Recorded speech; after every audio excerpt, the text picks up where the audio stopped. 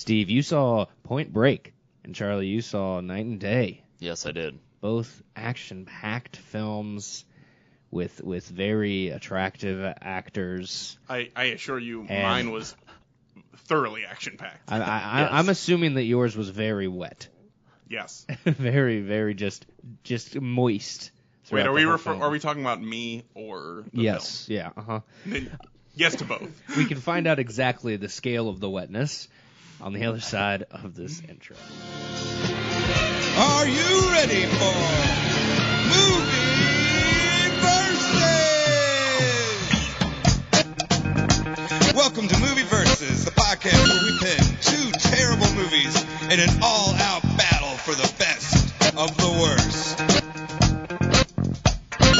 Here are your hosts, Tyler Lamb, Charlie Pixley, and Steve Janet. All on Movie Versus! Hey everybody, this is Movie Versus, the podcast in defense of bad movies. I am one of three hosts, Tyler Lamb. I am miraculously joined by the other two hosts, one being Steve Nathaniel Janik. No. Incorrect on the middle name. That's not what this birth certificate says. Why do you have... And this social security card. Well, that you had to sign it. Yeah, you had to, yeah, and you had to give it to me as a proof of identity before we started this podcast. How do you not remember I don't this? recall this. I required 3 forms of ID instead of the normal 2 that the government. You should be getting that genome sequencing done pretty soon, right? Like the results should be coming back. Yeah. Blood samples Steve well, gave it's you. going on downstairs, so we should hear the gotcha. ding sometime. Okay. Maybe even during the cast. We might have to pause it. It's amazing what you can do with those creepy crawlies ovens. Uh-huh. Like you just do a little light hacking. Yeah. Search it on YouTube. It's like a DIY thing. Mm-hmm. Yeah, it's very easy. You just need to black hat it. Chris Hemsworth has a really nice tutorial himself. It's wacky life hacks, dude. And the third host, Charlie James Pixley, is with me as well. That is the other Pixley brothers' middle name. Damn it! When I was saying James, I was like, shit. I actually feel like that might be. I was like, I'm pretty sure that's Sam's. I don't know and why you think I know wouldn't Sam's go by middle name. CJ then? Oh fuck, you're right, dude. CJP. I wouldn't. I don't feel it. Like I'm looking at you and CJ doesn't feel right anyway. Yes. I don't know. I like it. All right, so CJ and Steve. CJ saw Night and Day. No, yeah. CJ and Nate. Yeah, Nate Dogg. It was just a matter of time before you put that one together. I'm offended that you didn't think I said it originally because of that. Oh, okay. What's your real middle name, Steve? So that people can steal your identity. And while you're at it, last 4 digits of the social. I'm telling you none of these things. Okay, well then what's your mom's maiden name? No. First pet? Nope. Street you grew up on? Right. The first model of your first car? As opposed to the second model of your first car. Exactly. It's a real gearhead.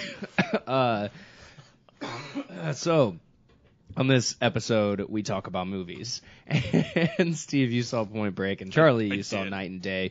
I've never actually seen the original Point Break. There were a couple things that I was really looking forward to, like. Well, I know, like the famous bits, like the shooting the gun off in the air, because I've seen Hot Fuzz a million times. Yeah, that's true. But yeah, so you know what, Steve? Let's hear about Point Break. The parts of the movie you've seen have been in another movie. Exactly. That's how famous they are. True. So Point Break is about a man, Johnny Utah. It starts off. His last name isn't Utah. Okay. It's a nickname that he got. Jazz. His middle name is Utah. No. His mother was Ute Indian, and so his friends would call him Utah because Utah is named for the Indian people. Oh. You find that out at some point during the movie. Doesn't make sense. Yeah. Okay.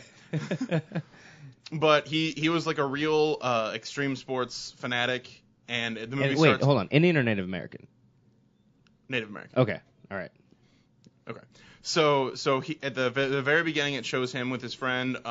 He's a big YouTube star. He just does a lot of like extreme dude, sports Logan stuff. Paul's in this movie. Yes. Dude, I wish. Oh my god. Dabbing while he's doing skydiving or whatever. It's also a snuff film. So the movie starts off with him and his friend, and they're dirt biking over this like mountain ridge that's really, really steep, and it's pretty dangerous. And he like goes down it, and then jumps off the end and lands on kind of like a rock formation. Wait, Johnny Utah or PewDiePie? Johnny Utah. Oh, okay. And then his friend does the same thing and goes too far when he lands and falls off the end of this rock formation. Okay. And that is something that kind of takes him out of the extreme sports kind of life. That's when he decides to like do something else. He goes and gets his high school diploma, like he has to get a GED, and then he goes to law school, and then now he's going into the FBI because he was just like, I was doing all that stuff for a long time and I want to make a difference for people. So he like full on 180s after that sort of situation. And so he's fighting to get through it. And A real Brian O'Connor story. yes. Okay. Yes. I don't know if I've ever talked to you about it, but I have talked to several people about how Fast and Furious is essentially Point Break. Okay. So All right. Yeah. so yeah. Anyway, But not as good, I guess. No, I mean better. Sorry, I had it reversed. Right. So Because in one of them, somebody didn't get.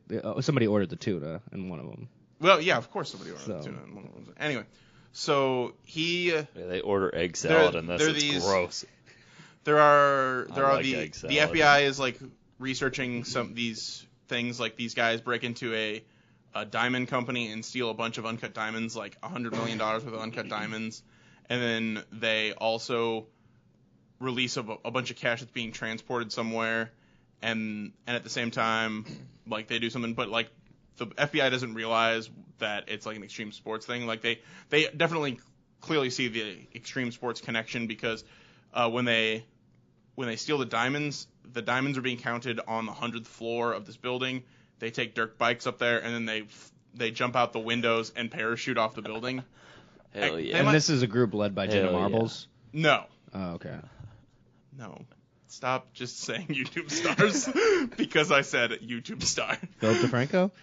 Damn it. No, they actually sneak the diamonds out because Shoe Nice just eats all of them. Oh, shit. But after he's kind of looking through this, Johnny realizes that these two events coincide with a set of challenges. Games. Well, no, it's kind of. There was a guy, I can't remember, something Ozaki. Tony Hawk? Oh, okay. No, something. His name was Ozaki. He created he basically created like the 8 wonders of extreme sports, Okay. and these two line up with Can you two of name them. some of them? Like what they Yeah, are? they're like, because this guy believes that if you complete these 8 challenges, it like You'll ascend to a higher well, being. no, he believes you'll achieve nirvana. Oh, okay. Like it's like communing with the earth. Yeah. So like one of them's like life of the water, or like communion with the sky and things like that, where it really is like doing things to really kind of. So it's not like a very specific feat at a specific spot. It's no, just... it's you have to complete something that kind of represents this. Okay. How many involve soap shoes? Oh. 6 of the 8. No, none of them involve God, I hope shit. this movie wasn't 3D. But so he 4D. realizes that that Came these with two a pair of soap shoes. he realizes that these 2 events coincide with 2 of the challenges, and then he kind of realizes there's a third one that happened before the ones that the FBI are noticing, where they did something to like a logging camp in the Congo, and then did like a rapids thing afterwards. Okay, that's funnier than the one that I was gonna say. What were I was you gonna going say to it say? happened in like Nazi Germany during the Third Reich, but it happened in the Congo in a camp. Well, a logging camp, like they're also trying to Run away from the monkeys. No, eventually he talks with them and finds out that they're kind of doing this thing, like they see doing the challenges as a gift from Mother Nature. Yeah. So they in turn do things for Mother Nature. So like they're kind of breaking down Society. the establishment, and then like later on, they go to a gold mine and they're gonna blow up and like collapse the mine in so that they can stop, so that they'll stop mining the ore out, and so that they see that as kind of like a payment towards Mother Earth to for nature being so beautiful or whatever. And they're using motorized vehicles during this whole thing, right? Charlie, I wasn't going to bring it up until later. Okay. But yes. But that's mostly because they're kind of being sponsored by a very rich guy. Red Bull? No, there's just... They're rock star, bro. There is a rich person that's kind of footing the bill for them because they do extreme sports. I'm really stuff. confused. You said that they use motorized vehicles, but there's no X in that, so it can't be motorized vehicles that they use, because there has to be a giant X somewhere there. No, it's on the back of their neck. Oh shit! How many are there? Only one? Fucking bitches. Well, they're working on their other two. Sure. Yeah. All right, so he kind of goes along with them because first he's kind of got to prove that they are doing this. Yeah. Because his immediate supervisor believes him, but of course the majority of the FBI is like, that's kind of a leak. So is he put in by the FBI? Like, do they actually? Not. He gets put in by his immediate supervisor, but it's not like a fully sanctioned kind of like thing. Going rogue, under the well, radar. and at the time he's not a full-fledged agent. He's like a preliminary agent sort of thing. Okay. He's a PA. Yeah. So he goes and he ends up kind of working, or he goes and does things with them, and then he's with them when they do the gold mine explosion, and he tries to stop that. Yeah. And when he wakes up, he ends up falling into a river, and when he wakes up, the FBI's there, and Bodhi, the main antagonist, is gone. Yeah. And so he's got to, at this point, they definitely know, the FBI now believes him fully, freeze all the assets of the people, and so he tracks them to Italy, where they're going to basically go into a bank and steal a bunch of money, because now all their assets are frozen. Their sponsors kind of cut ties with them, and they still have a few things to go. Yeah, are they going to use Mini Coopers for that one? No, okay. Still dirt bikes. They're just rocking dirt bikes for the most part. So everybody aside from Bodhi, the main character, get caught, and he takes off. And after that, Utah figures out the next spot that he's going to be, because now that he's a fugitive, there's only a few places he can go to do the next challenge. So he hunts him down, and it happens to be in Venezuela. It's a country with no extradition treaties, as well as Vuvuzela, right? Yes. Is that in Venezuela? Actually, I don't know. Where, Charlie? I feel like you would know where the Vuvuzela is. I don't know. Oh, okay. But It was during the African World Cup, right? Oh, was it? But I can't remember if it was from Brazil, for the Brazilian or the Venezuelan team. Or it might have been in I don't know. Either. It's just Man, a anyway, goofy some soccer instrument. fans are like, Right.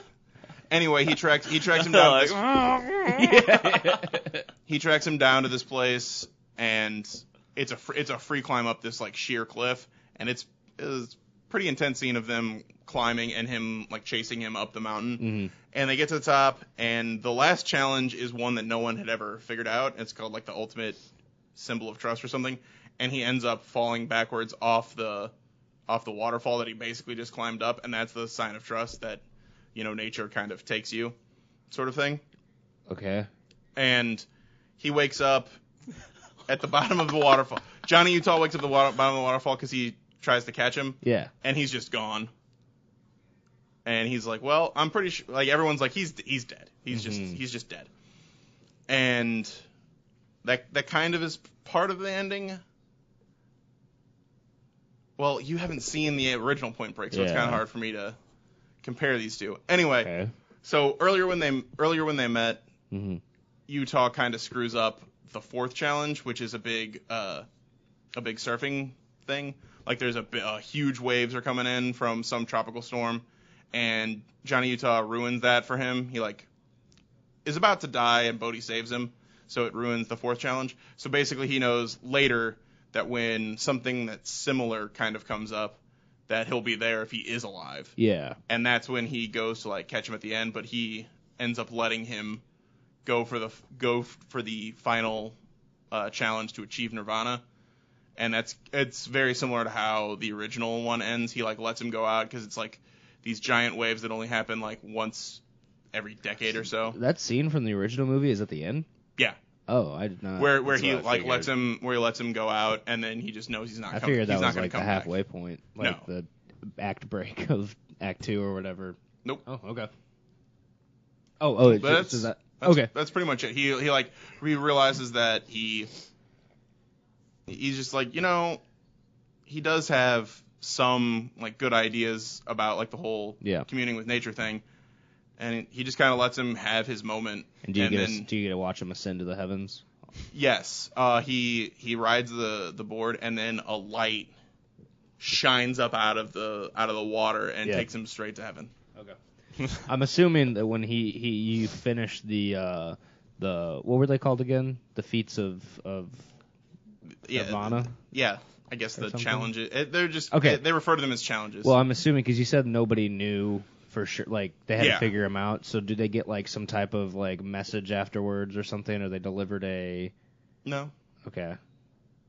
No, how do they know like, what they are? Yeah, that's kind of what I'm hung up on. Well, because there was one guy that like created them, so he talks about the first 7, and then like it's pretty clear what some of them are. Like there's one where when they take the cash and like throw that into the Mexican city, they basically free fall into the largest like cave mouth on Earth. Mm-hmm. So it's going directly from sky to Earth, and that's like part of the challenge.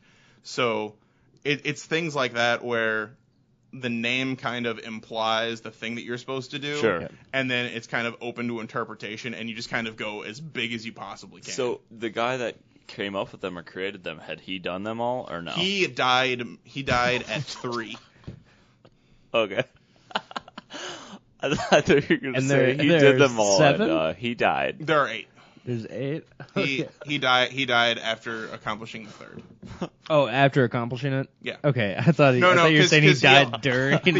Because Bodhi was actually friends with him. Okay. And so he died when he was kind of giving back to the Earth. He was trying to stop a Norwegian whaling ship from killing a pod of whales, and they just ran him down. Is that what that's called? A pod of whales? Like a group of whales is called a pot? Oh, Pod. Pod. Yeah. Oh, Pod. I think you said pot. No, pod. Okay. Interesting. Still didn't know that. No. All right. So, point for Steve for teaching me something today. Charlie. If that's how we earn points, sit in and grab a notebook. Charlie, night and day. Let's hear it. Okay, so the movie opens up. Cameron Diaz is a real gearhead. She's at a junkyard. She finds some parts for a car that she's restoring, and she's flying back home. That's when the movie kicks off, is when she's at the airport. You remember from the trailer possibly that there's that whole okay. Assume Tyler has just purged the trailers from his mind. Well, God, I got to rethink my whole strategy now. No. So we cut to Tom Cruise in at the airport, and you can see he's looking at all these women, but only of a specific kind. He's trying to spot out one that has the right size luggage and everything, and he ends up seeing Cameron Diaz. Okay. And he kind of bumps into her, does the whole thing like that, kind of introduces himself. They bump into each other again later on. Cameron Diaz is trying to get back for her sister's wedding, and the flight she's trying to get on, they're like, sorry, it's already booked up, everything like that. And Tom Cruise saying, like, hey, sorry you can't get on, I have my ticket, but I wish there was something I could do. He gets on the flight, bumps somebody else off there in the flight, and then, the system clears and she's allowed to get on because he wants her to get on, obviously. So they get on, go up in the air. How does he bump somebody off? It's just something like, he does some like computer thing or whatever. Okay. But he has like full. He probably watched that same YouTube tutorial I did. Yeah. He has full access. He to actually all, also called Chris Hemsworth and black hatted it. He has full access to like all FBI and CIA stuff. Okay. So they get on the plane, and he realizes that, okay, there are people obviously watching me, and the plane isn't packed at all. So he realizes something's up. So is he portraying Julian Assange? No. Or is he, okay. Well, he said he had access to all FBI and CIA stuff. That's still relevant, he's portraying right? Edward Snowden. Oh. You fucking Is he Luddite. portraying? Wow. Is he portraying Joseph Gordon-Levitt as Edward Snowden? That's what I pictured in my mind. so he's when tossing I a said Rubik's cube up and down. Mm-hmm. Nice. Does that happen in the movie? Yeah, he like hides the in the movie. He like hides the flash drive with all the information inside of a Rubik's cube. Do you have to solve it to get into it? I don't fucking know. You'd also probably take a hammer and just smash it. My plan. I didn't think anybody else could do these. I love how you made him sound like such a fucking nerd. Plan. Foiled again. And I would have gotten away with it if it weren't for you pesky global governments. Anyway. Such bullies. So they get on the flight and there's only 10 people and Cameron Diaz is she's not dumb. She's like, well, that's weird. Okay. No wonder these airlines are kind of going out of business. They said the friggin' flight was booked and there's nobody on here, but yeah. Whatever. I also wouldn't think like, oh, this is clearly some sort of attack on Tom Cruise. Yeah. Flight It was an gets attack on. on Tom Cruise. Yes, it was an attack on Tom Cruise. Clearly. Really cool fight scenes. Like, Tom Cruise is great. Yeah. When he's doing his thing, it's like, okay, very believable. And the only unbelievable part is when he's standing next to Cameron Diaz and it's like got a good 2 inches on her. So I've only ever seen Risky Business and Coyote Ugly. So when you say Tom Cruise doing his thing, You mean Cocktail. Or I meant Cocktails. I originally was gonna say Cocktail, but then I was like, no, it's not Cocktail. It's Coyote Ugly. Anyway, I've only ever seen Cocktail, Coyote Ugly. He does and- make a drink on the plane. Okay. And for her, too. Yeah, because so he also when you say tends doing bar his thing, and makes a drink for I himself. imagine him dancing and also making drinks. You should have also said Days of Thunder, so you could say driving in a race car. He does drive like he's in a race car. Ooh. So they get in the airplane. Is he really inside of one of those like little beds that's shaped like a car? And he's like, Yeah. Yeah, except for the car looks way still huge then. So she goes into the restroom, just kind of calming herself down because there's a lot of turbulence. And just, in the mirror, kind of like, okay, it's all good, blah, blah, blah. So he kills everybody on the plane in the meantime, including The pilot? The pilot comes out and shoots at him, but he sees him and moves out of the way, and the pilot actually shoots the co-pilot in the head. So then he kills the pilot and makes some drinks, and the plane's still an autopilot, so it's not like it, pilots don't die, the plane just doesn't like just dive immediately bomb knows that. immediately. Yeah. I thought the planes were hooked up to a heart monitor inside of the pilots. So the second it stops. That would be a terrible system. That's only on like Peter Parker Airlines. Yeah. So she comes back out and she. I like the idea that Peter Parker had an airline, not he really his didn't dad. like his parents. So she comes back out and he tells her like, "Hey, I killed all these people. I need you to just please don't freak out because I got to try and land this plane." And she's a little drunk at this point because she's been just pounding the alcohol. And she's like, "Oh, you're so funny." And then he's like, "I got to go fly this plane." And she goes, laughing. And then she thinks he's just doing a bit, walking up to the cockpit, and then he opens the door. And you see the one dude's body just like lean out, and he gets in. And then once she sees it, he can just walk up to the cockpit and open it up, kind of instantly sobering. Holy shit. Yeah. And then he crash lands a plane in a cornfield, and their journey kind of starts. He drugs her once they get off the plane, takes her back to her house, and just leaves her with some notes and stuff, and saying like, "Hey, people are gonna come looking for you. You can't tell them, as little as possible. Tell them you don't know who I am. They're gonna try and tell you that I'm a rogue agent." And they're going to try and do all this disinformation stuff. These are the tactics they're going to try and use. These are the type of wording, like the wording they're going to use to make you think that they're on your side. And whatever you do, just don't give in to that. Always try and run away if you can.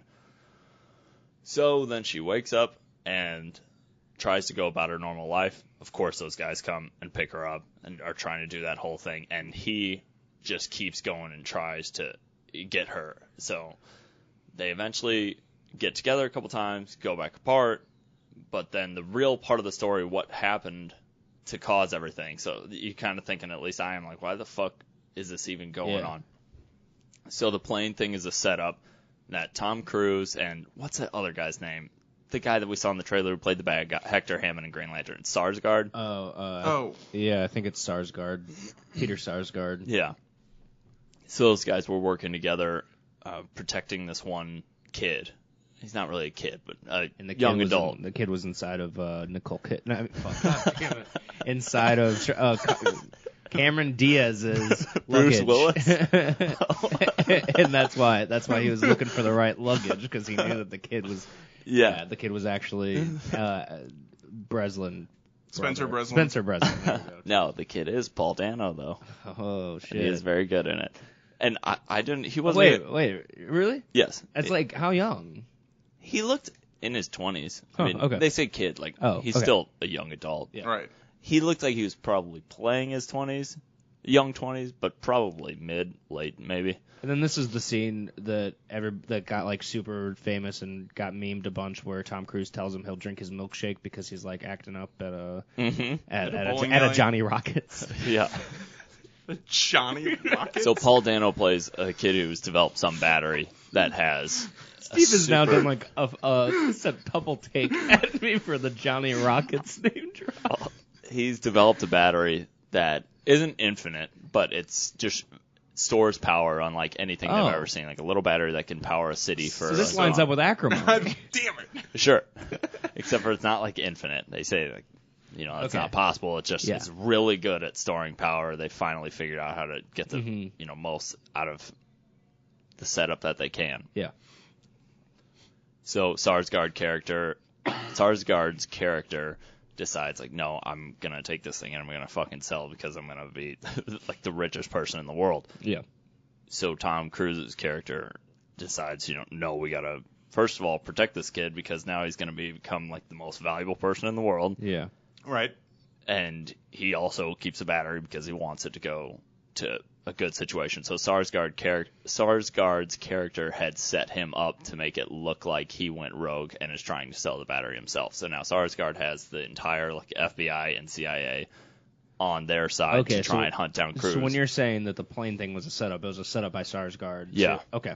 Yeah, because Cruise knows like something's going on. It's like, okay, this is fucked up. He kind of pieces together what's happening. So this is the first Jack Reacher? I've never seen it. It's called Jack Reaches.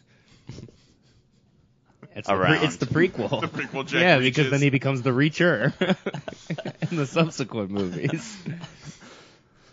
So, sorry, I'm just imagining a like Darkwing Duck scenario of him being like, I reach. So among all the chases and stuff like that, and I can get into specific action scenes later, but I'm just trying to give you the gist of the story. She eventually is like, you need to fucking let me go to Tom Cruise. And he's saying, that's fine, I can, but you are probably going to get killed. So you either stick with me until this is over, or you're just screwed now. So that's why in that scene in the trailer when he does the hostage thing, he just does that for the security cameras. He's like, now you're cleared. It's smart for you to just stick with me now. They think you're a hostage. It would just make more sense for you to stick with me because I can at least protect you. Yeah. But she says no, which I kind of like instead of just immediately going, okay, stranger. She's like, no, let me be on my own. She does. She immediately gets her life threatened again. It's like, okay, fuck it, I'll go with this guy. So then they're trying to find Paul Dano's character and save him then. Hey, we were all trying to find Paul Dano's character, am I right, guys?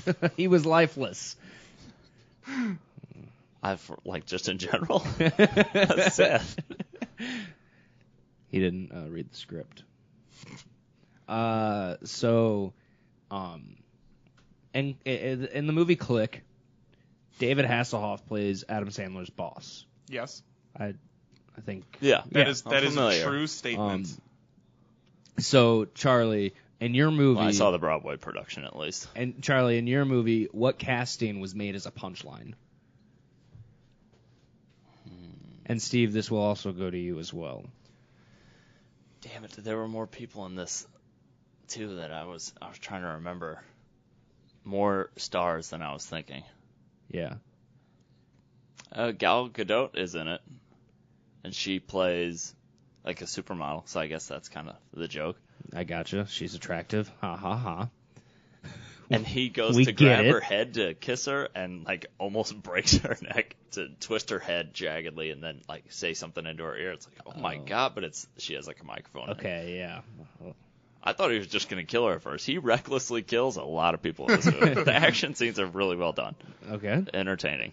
Steve. I don't think there was no one famous in my movie. Was that the joke? Yes. All right, so Steve, did the point break? Oh my god, it broke so many times. Explain. Well, well, he actually goes through a lot more trials and tribulations in this than Brian O'Connor. Is it O'Connor? Or Okay, O'Connor? slow your roll there, Steve. He go like there's a lot. He has to do a whole bunch of stuff before he's kind of brought into the group. So he kind of gets in the way of Bodhi on the wave, and that kind of shows Bodhi that he's a little like. Because they recognize him. They're like, this is Johnny Utah. You know, we know who you are. We know you've been out of the game for a while. Is Bodhi aware that he has a stupid name? I don't know, but that's the original character's name. I'm aware of that. Okay, I'm just saying. I'm just saying, like, they didn't make an additional stupid name. But so after he's aware of him, and he says, you know, you've always had more sense than skill, or more balls than skill. Like you just do things, and that's why It's some a people medical say. condition. Yeah. I have at least like 5 skills myself if I had to guess. So that means if they said that about me, man, that's a lot of Six I have balls. at least 6 balls. Yeah. But And that's not me bragging. That means like I can write in cursive. That's a skill. Sure. I can walk. Yeah. There you go. but he's he says back when you were doing this, you know, your big claim to fame was that you were very ballsy. Like you just did stuff that a lot of people wouldn't, and some would say that made you that's what made you so good, is that you were willing to try the things that people were afraid to do. And he's like, but today, I mean, it wasn't ballsy, you were disrespectful. And then it kind of the whole thing kind of starts. That's when they brought out the baby powder. Yeah. So that he could smack him. But the whole thing is kind of drawing him back into what he left behind and like the reason he liked it in the first place, and kind of the idea of communing with nature through like extreme sports stuff is a real enticing idea for him, and so that's kind of like the point. And then he starts to like almost side with Bodhi, and then the point that breaks is when they do the mine heist sort of thing. Yeah. And it's not just about, you know, undoing what people are doing to nature. It's about actually, like, people are getting hurt, people are dying, and that's when he's like, you know, I can't let you do this. It's this you're doing things that are more than just trying to give nature back to nature. Does anybody ever do yoga on a cliff? No, Interesting. I thought they wanted to be one with nature. that's not how they're trying to do it. Okay. They're trying to do it through like That's way too deadly. through like power. Okay. You know, because the whole thing, like a reoccurring theme is like how powerful nature is, and how like no matter what you do in your normal life, like nature will find a way to make you feel small again. And so the idea is to kind of like get yourself into a situation where you're kind of giving yourself up to nature and like riding the wave rather than like trying to do something to it. Yeah. So Charlie, when is knighthood earned? When the queen bestows it upon him. Oh, okay. Thank you. I mean, taught me one more thing. I would say it was definitely night-worthy when the motorcycle chase happens, where Cameron Diaz is riding on the back of him, and they're in Spain, and there's a car chase during the running of the bulls, and then they get stuck in an alleyway with one bull, and they have a showdown with the motorcycle too? No, but they do have a showdown with the motorcycle. It's pretty good. So nobody gets knighted? Someone previously knighted? Lots of people have swords that go towards their shoulders. Okay. So if that counts. What? Why is it They called don't Night stop, and though. Day? That's his last name. Is Night? Yeah. Is she Day? Isn't? No, her first name's like June, isn't It's it? June, but I can't remember if it's day or not. I think that's just a play on the name. Okay. But his last name's Knight. What's his first name? I Tommy Knight? Johnny Knight? think it's No, we agreed that Johnny was it's Rocket. Ray or Ren or something like that, I think. Ray Knight? I don't know. Well, no. Okay, so Knight is his real person's last name. There's a scene where they go back to his family's house. Yeah. But he is like, this guy's super deep level secret ops, so his family thinks he's dead. Mm-hmm. So it's like, I don't remember what his name was. But This is long-haired Tom Cruise, right? yes. Interesting.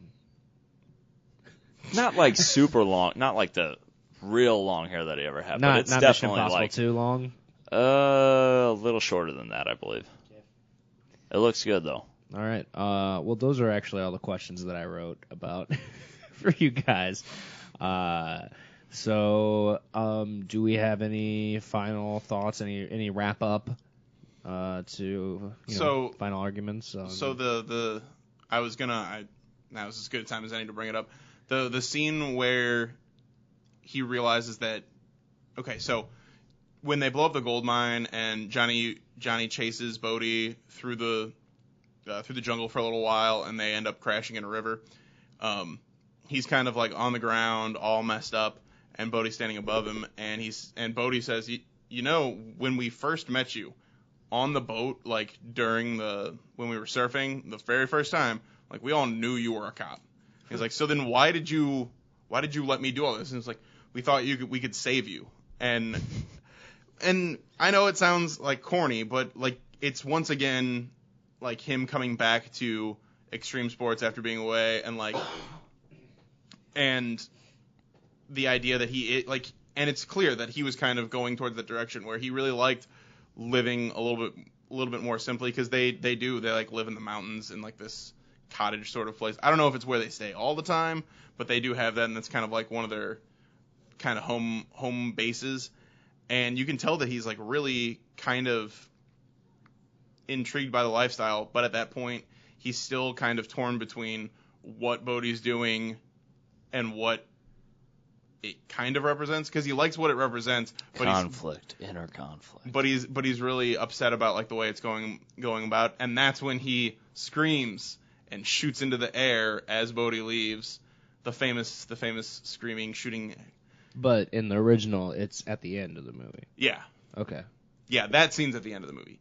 But and I actually think it kind of works better here, where he just kind of fires it off, and like he's just really torn between whether or not he should let him go or take him in. And to be fair, part of it at the time, it's kind of hard for him because he is pretty messed up, and I don't know that he could take him in.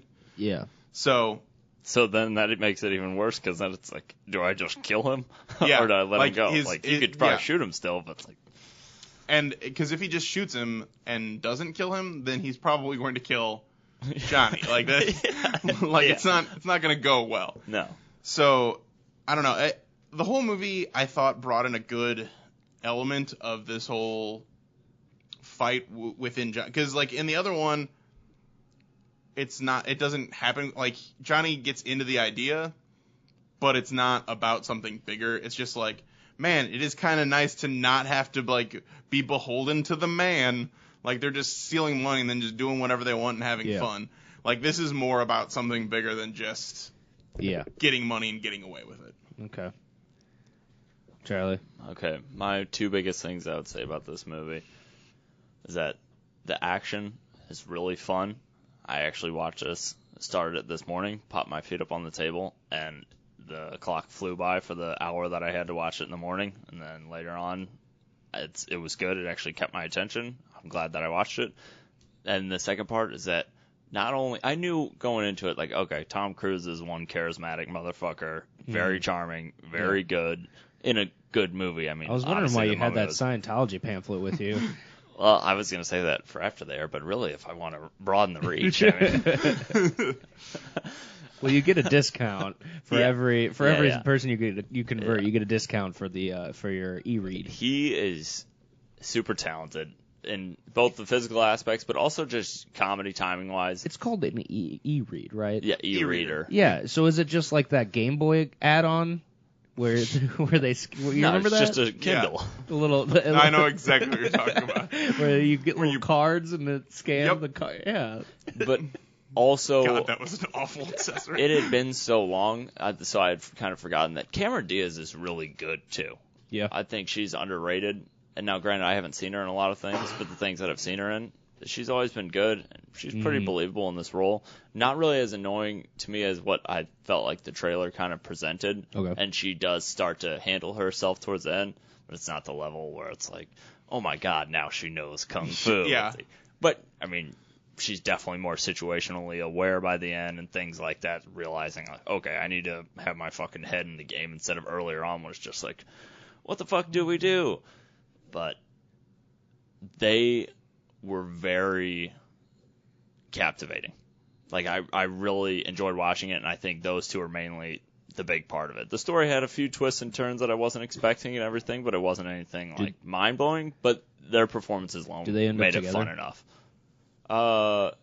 Yeah, but you'd have to kind of watch to see the situation unfold. It's not like, now we're getting married. But her life is kind of thrown out crazy. He doesn't even propose? Nah. No, they just knocks get her up. married. Jesus, he obviously doesn't like it that much because he didn't put a ring on it. You know what I'm saying? Not Boys? that much. You know that relatable thing where guys Yeah. wish that they were Toe proposed rings. to? A two-way street. Yeah, I have it where in my relationship where we're going to propose to each other at the same time, we just, But when we get to you're not that- going to plan it. You just Exactly. you have to spontaneously we're gonna both have to know. propose. Well, yeah, otherwise- or else we're not on the right level to get married. If we can't tell when the other is going to propose, then I mean, And if the one person does it and the other doesn't, it's What game if- over. exactly. What happens if It also you shows both, weakness. You Yes. both propose and then you both say jinx and then neither of you can ever talk again to say I do at the wedding. Now, or say yes to the question. Correct. See, we have talked about this as well. That's why we always carry Dr. Peppers Guns. on us at all times in case. Because you do. there is you a owe jinx. you owe me a Coke or You a owe me a Dr. Dr. Pepper. So, Pepper. soda. I like Gotcha. I like Dr. Peppers better. Okay. than- Gotcha. Yeah. I'm- I've always heard owe me a soda. Gotcha. And, yeah. Oh. I've heard both, I'm okay. but I've never heard specifically Dr. Pepper. But I've heard just soda or Coke. Yeah. And But I like guess Dr. some people Pepper do then. just call soda Coke in like the Yeah, South and yeah, stuff. That's true. I like Dr. Pepper Fucking better crazy. than regular Coke. So. It's good. It's just fair. different to me. And I mean, well, and she specifically carries around a Dr. Pepper 10. It's the only time she's allowed to touch it. Yeah. Is keeping it in her purse or clutch or back pocket. Sure. Because we and don't. bringing it to you ultimately. Well, because we all know that Dr. Pepper 10 is for men, That's true. and women are not allowed to. I know. I recall the advertisement. Yeah, it's really a shame. Yeah, I know. It's so good. Yeah. Oh well. At least Say lovey. Podcast brought at to you least by us- Fanta. At least us guys finally have something that women Yeah. can't have. Yeah. Finally. Mhm. Oh man.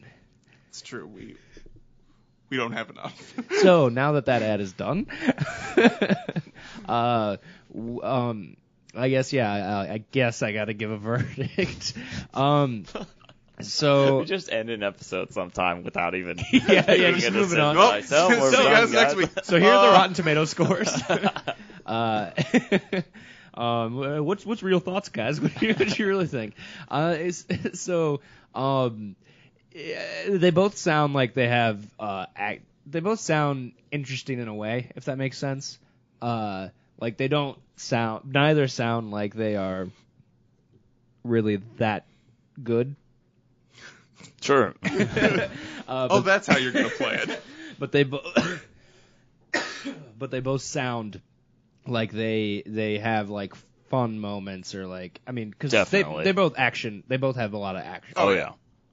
So obviously me dumb, me like action. So me like lots of cuts. Dr. Pepper 10. Brain can't keep up with one long take. That's why that scene in Taken 3 is my favorite scene ever, where he jumps the fence.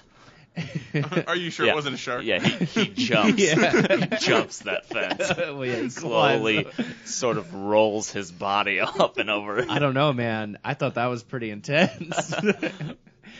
That's how I know that because of the amount of cuts that there were. I mean, for a man that age and with that tall, it's pretty impressive. been Because funny his if when joints have got to be aching all the time. You think that he is the one that actually climbed over that fence? You think he did his own stunt? Oh, yeah, wire rig setup. Well, they it's could like- have hit him in any single one of those. It's like Austin Powers 3. Yeah, I think yeah. it is with the Fat bastard. Yeah, Fat Bastard's Yeah, harness. harness. Yeah, the string breaks and there's just like a group of people that are holding. And then they look like they're peeing. Yeah, that's the exact scene. They're all standing next to a statue of a little boy peeing. While having something shoved into their ass. Classic Austin Powers. Just it never ends. So yeah, they seem action packed. Charlie, yours seems like it might be a little bit more fun, and then Steve's, yours seems like it might be a little bit more serious. If that makes sense, like it seems like Charlie's yours is more of a action comedy, but Steve's yours is more of an action Double action. Yeah, an action. I'd say it was like an action Jackson. 65-70% action, and then comedy for the rest. Yeah. Okay. I thought action that your comedy, while mine is just action. I thought your Yeah. ratio was 65% action and 70% action, and Yeah. I was like, This movie's what? jam packed. If anyone has that ratio, it is my film. But it seems like that's Transformers 2. yours has more of a like message than Risque, maybe. Yeah, I mean, well, and the fact that you're now wearing a Red Bull hoodie shows that that a lot of what you said was probably true and how you liked it. Yeah. I've pretty much said nothing but extremes. Since Yeah, you've gone through like a whole 4-pack or 6-pack. How many were in that? 37. Oh, wow. Okay. That's only because I drank the other 11 before coming. And they send you like the exclusive stuff before it's released. So Yes. those are tall boys. Yeah. 40 ounce Red Bull. They're actually God. Red Bull double shots. So Yeah. every 40 ounces is the same as 80. Oh, okay. So that explains that that thing bulging out of your chest. Don't worry, it'll stop soon. Is that like is that your heart or a huge kidney stone? Yep. Anyway, I'm gonna have to give it to Charlie. Okay. With Night and Day, because honestly, with Point Break sounds with its message, it sounds like it's like just trying really hard to be Tried like so goddamn hard. be like, bro, we're so fucking deep. It seemed like it was trying really hard, whereas Night and Day didn't seem like it was really trying to do anything. So, Charlie, did I make a mistake? No, I am actually glad I watched it. All right. If you find it on Netflix or something, how did you watch it illegally? I paid $3 on YouTube to rent it or something, or no, on Fandango now. They've come into clutch for me. That's the one I watched Showgirls on. Fandango now. It's their own movie service. No, especially the first 30 minutes of it are really good. I really enjoyed myself. It dips a little bit in the middle, but then picks back up at the end, and I really had fun watching it. Granted, I had low expectations, but it's cool. I'm happy I watched it. 52% on Rotten Tomatoes, average rating 5.6 out of 10. Reviews counted 225. Damn. I guess it is a 108, Tom Cruise movie. 118 fresh. And it was Cameron Diaz at her peak Yeah, too. true. 118 fresh, 107 rotten. Critics' consensus being it's pure formula, but thanks to its breezy pace and a pair. Oh, sorry, Steve. An au pair. Yeah, and what a pair it was. No, I thought it was they thought Tom Cruise was a child, so they brought in an au pair to keep an eye on him. Yeah, for sure. A breezy pace and au pair. You don't want to see him when he gets his hair tousled. Oh, boy. And a pair of charming performances from Tom Cruise and Cameron Diaz, Night and Day offers some agreeably middle-of-the-road summer action. Yeah, I mean, it was fun. A lot of the action was pretty cool, too. I mean, some of the stuff Tom Cruise does. Just it seemed very believable. I mean, Jumpy, unmotivated, and senseless. I wouldn't say senseless. I mean, definitely jumpy, but I like how the other person put it, breezy, in that. I mean, it really did just kind of like progress along quickly. And An action star who doesn't glower? What a relief! I did watch the extended edition too. Ooh. So, Hits just all saying. the beats you'd expect from an international thriller. There was a funny line where when they're getting on the plane, Tom Cruise suspects that something might be amiss, and he walks by her as she's talking with a person saying like, oh, you know, you can't get on the plane, we're all booked. Tom Cruise says, hey, something's happened for a reason. And then he goes onto the plane later on after, you know, all the crash and everything. They're talking with each other, and he's like, hey, I gave you a warning. You didn't have to get on the plane. She goes, you didn't give me a warning? He says, I told you some things happened for a reason. She says, why didn't you just tell me to not get on the fucking plane? And I thought it was pretty funny. He's like, well, Wait, does she say I don't fucking? know. Yes. Nice. Tom Cruise, and this is a rotten review. Tom Cruise and Cameron Diaz. Tom and Cam, Cruise and Diaz, together again. That's a rotten review? Yeah, What were they in before? I have no idea. Maybe Maybe he plays the mask portions in The Mask. yeah. All the animated ones. That's true. This one, Night and Day, was not the triumphant return for which Cruise was hoping. Didn't that movie do well financially? It's weird to think that I he think it was did ever like out of the Yeah, I don't think limelight. the only thing I can think of is like maybe this was the movie right after Valkyrie. Wasn't, I Oh, thought this that had to was come out before that, right? 2010. This? Yeah. And when was Valkyrie? Oh wait, no, it was on DVD. Yeah, it came out in 2010. Damn, seems like longer back. Wasn't Valkyrie? I thought Valkyrie was well received. I don't know. I thought it wasn't because like everybody else has accents and Tom Cruise just doesn't. 2008 is when Valkyrie came out. Damn. I just feel like Night and Day is way older for some Valkyrie is reason. at a 62%. It just reinforced to me that, like, man, I do like Tom Cruise. Yeah. Most of the time I think I don't until I'm watching his movies. It's Man, it's Damn it, it's Tom Cruise, how definitely does this keep it is happening? it is interesting that I mean it's definitely something that I don't have the real life persona of Tom Cruise. Well, not even just the real life persona. What he's involved with as far as Scientology. I don't let that really ruin because his movies are good. He's a good action star. Yeah. He does a good job. And everything I read may be a is little- just like regardless of how crazy he is, like he keeps getting work and he keeps doing well because he is just a consummate professional on set. Like he just shows up early, stays late, is nice to everybody, Yeah. and just does his work. Does his own craft services. Steve, Point Break. This movie was way too up its own ass. Like the movie wasn't bad, the message wasn't bad, but the problem is that you combined it with like, so now we're taking this plane here, like a private jet from this guy who's like footing our bill. We're just gonna fly that there. And it's like, if they would have like just gone harder on like the whole eco-terrorist thing, I think it would have played better. But like, it was very like partying at night, going out and doing stuff, and like you're not playing the characters that are trying to achieve nirvana. Seems like a gimmick then at Yeah. that point, just Yeah. thrown in for like another motive. Right. Gotcha. And it just turns it into a very disingenuous sort of thing. Yeah. And so like and because of that, it kind of like just shatters all of the characters that are supposedly doing this for like these like higher motives and things Yeah. like That makes that. sense. Currently, it's at 10% on Rotten Tomatoes. Oh, shit. 3.6 out of 10 is the average rating. 105 reviews, 10 fresh, 95 rotten. Also, the actors aren't very good. The critics' consensus is loaded with dazzling action, but bereft of purpose. The Point Break remake will be remembered as the first film to make audiences pine for the simultaneous presences of Keanu Reeves and Gary Busey. I completely agree with that.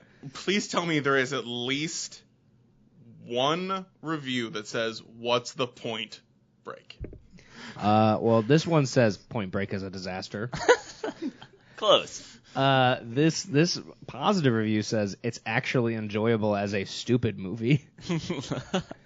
Steve, if you had to, while you're finding another one, Tyler, which one of the stunts would you have done, or would you like to do if you had to do one? If I had to do one, Disregarding safety, it would probably be The one where the pen goes through the eye. Yeah, no, there is a scene. I completely left out the awkward romance, which was just kind of ridiculous.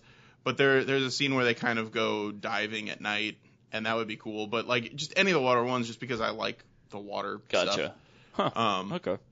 Not even the wingsuit thing? No, wingsuit terrifies the shit out of me. I mean, if you were guaranteed that you'd be okay, you think you'd still do the diving? If I was gonna be guaranteed to be okay and doing any of the air stuff, I'd probably rather do the free fall into the open cave. Ooh, yeah, that would be cool. Because it really, like, they show like a bottom up shot of them Yeah. entering the thing and then deploying the parachutes once they're in the cave. Yeah, I've seen videos of people do that online. Right. It's very cool looking. So very and I think impressive. that would be cooler than the wingsuit. Seems pretty cool too. I don't know. The wingsuit would be cool because it kind of does emulate flying. Yeah. But with all that, would you say that sitting through it is like drowning in Red Bull? It's more like being waterboarded with Red Bull. God, that sounds like paradise. That was very good.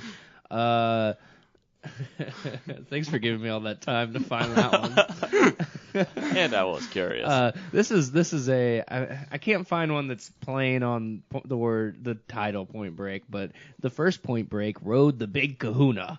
This one's a wipeout. I mean, I will say that there's probably a lot of nostalgia goggles on this. And it's more like, why is Point Break getting the remake than Sure. other things? Like Point Break is fun and it's a classic, but it's not like it will get better by redoing it. Stiff, humorless, tension free. That's it for that one. Yeah, it's pretty accurate. Basically a cavalcade of extreme sports, but with less drama than a highlight reel. Wow. I mean, that's a pretty good dig. Was Travis Pastrana in this? No. Oh, damn. They had a guy that was probably supposed to be Travis Pastrana-esque. Dave Mira? No, his name was something Roach, but they just called Bucky him Roach. Lassick? No. Matt Hoffman? Stop just saying Travis Pastrami? Stop just saying names of characters Travis in like Linguini? Dave Mira games. Okay, move on. So Travis Linguini is not in it. No. Never would he have been in it. No, you're thinking of Travis Rigatoni. Oh, you're There- right. there is- No. I was thinking of Travis Ravioli. Just Travis Lasagna. There is a super awkward scene where like he kind of he follows them after the surfing section. He follows them to like try and figure out where the next place they're going is, and like he follows them and he just ends up at what appears to be a fight club and just has to fight Bodhi and just gets like it's just a very I didn't understand what was going on here or what the point of this scene was. They're achieving Nirvana, dude. Like I said, it's a bunch of things that if your plan was to commune with nature, Yeah, that you just wouldn't be wouldn't wasting do. your time with. Yeah.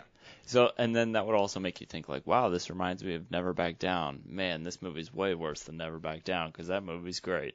Never back down. Which he backs down so frequently in that movie. Yeah, until the end. I've Yeah. never heard of that movie. When he finally Wow, doesn't you need back to watch down. it. There's a second one. I think there's like 3. Oh, is God. the second one called Didn't Back Down? I think Never Back Down was Amber Heard's like first joint. What'd she Yeah, hear? probably. What'd you say? What'd she hear? Anyway. Well, Never Back Down is at 22% on Rotten Tomatoes. Yeah, you don't even read anything. We might put that in there. For fight movies. It came out in 2008? Yeah. Sure. Yeah. I remember because I illegally downloaded it, and at the time I was like only downloading movies that I didn't feel the urge to pay for. Amber Heard's in the first one. Yeah, and it was like I was only It's that Jimon guy too. Evan Peters, too. I was only downloading movies that I like didn't respect enough to give money to, and I was like, fuck, if I get caught for this, I'm going to jail for fucking Never Back Down and Drill Bit Taylor. Yep. Oh, that Drill Bit Taylor poster is one of the worst ones in my memory. That Him doing Owen that Wilson kick. doing that kick. It Oh, looks so bad. Oh my god. And on that sticks note, out. Night and Day won this week. I don't think it was that much of a surprise. I think that we were all pretty much. The entire time I was like when Charlie was like, so they're using gasoline, and I was like, damn it, we got to that point way too quickly. Well, I was when you said they didn't know what the challenges were, like they were trying to figure it out, and so he just fell off of a waterfall, and I was like, so how the fuck did he know that that's what he was supposed to do? Well, 'cause the trial was called like the ultimate trust or something, like the ultimate. That doesn't prove anything. They have to do me. a trust fall off the Christ the Redeemer statue in Rio. That'd be pretty extreme. Yeah. Steve's impressed. That was probably the real test of challenge of Earth or whatever the fuck they're called. So yeah, don't see Point Break. If you really are into extreme sports, like check it out. Like if you're really into if it, you're really into them, you're gonna say fuck watching a movie. That would seem like some boring. If you're really into watching extreme sports, I could see some some guy, and I think we can all like picture this kind of guy that this would be his favorite movie. Like he'd be like, bro, fucking Point Break, and you're like, oh, it's Keanu Reeves, and he's like, huh? They probably also bought the Blu-ray for Never Back Down. Yeah, probably. I can guarantee you. All three. They bought the 3-pack Blu-ray. Yeah. Well, they bought Walmart. the 2-pack, and then they also bought the 3-pack when it came out. It's like, I cannot. And they also already owned the 2-pack. The first one. Yeah. The 2-pack Shakur. Yes, exactly. And so yeah, with that, I guess go check us out on our socials. Movie versus Podcast at Facebook and Gmail. Email us for once. Ask us a question or something. I don't know. Nobody ever emails us, and I know people listen. So do you check the email? Yeah, I have it connected to my Gmail, like on my phone app. Okay. Yeah, it's like logged in. So Okay. Nobody emails us. Just get on that. Movie versus Podcast at gmail.com. That's movie vs podcast. Call to People are action. going to sign our email account up for spam now. Great. Well, we'll have content then next week. Bye.